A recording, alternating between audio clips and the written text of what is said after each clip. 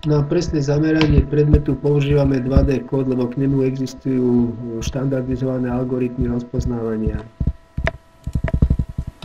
Je to panoráma, sedí, máme zamerané, tak tiež, iba zaostriť. Takže predmet bol pripravený na vizualizáciu, cvakajú kamery. V tomto prípade ide o vizualizáciu malého kompaktného predmetu po 5 stupňoch natočenia, po 20 stupňov elevácie.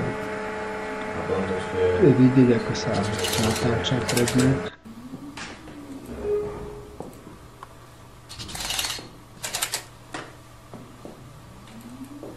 Cvakajú kamery.